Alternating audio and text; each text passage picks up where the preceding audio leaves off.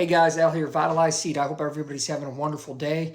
We get a lot of questions this time of year about, hey, when should I soil test? What should I soil test? What soil tests should I use? So I wanted to talk about two today that we offer. S4 conventional test and the soil health assessment. So behind me is the soil health assessment. But first, what's the S4 conventional test and when should you use that?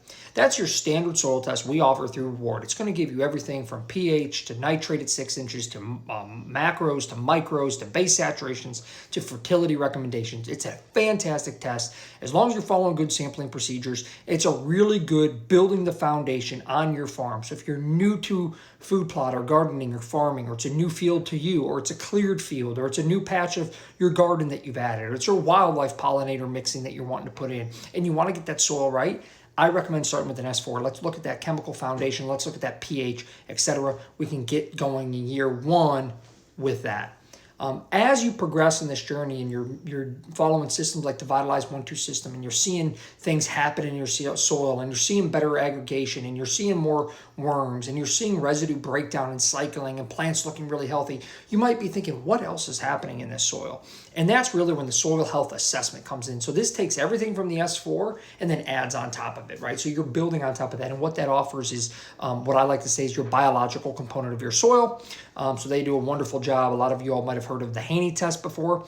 They use some of the components of that testing like CO2 respiration, for example. And then they have a whole bunch of other things with water extractable nutrients. They give you a soil health score. They give you your micros. You do also have a second page here, which offers some things like the base saturations that we talked about is also included, like it would be on your conventional test. So when do you want to use this? Well, if you're interested in the biology and what's happening below your feet, and or if you're noticing any problems that you think are biologically related to your soil. For example, if you're having trouble having residue break down and you're not sure why, let's say you're a corn farmer, you're going corn on corn, and that second year tends to be difficult, then maybe taking a soil health assessment might be worthwhile.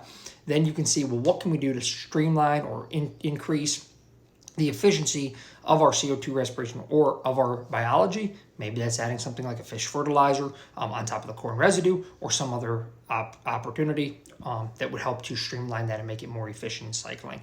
It also might be something that you're saying, I want to know that because I don't want to go back to tilling it under. So there's a lot of different options. That's just one example. But this is really just kind of the next step in the journey of learning more about soil health. It's a little bit more expensive, but you get a lot more data. So if you're interested in this, check it out at vitalizeseed.com. If you like this type of information, guys, we sure like sharing it. So if you like it, please hit that subscribe button, share, follow along, and we sure do appreciate y'all. We hope you get outside, enjoy the outdoors, and have a wonderful, safe spring.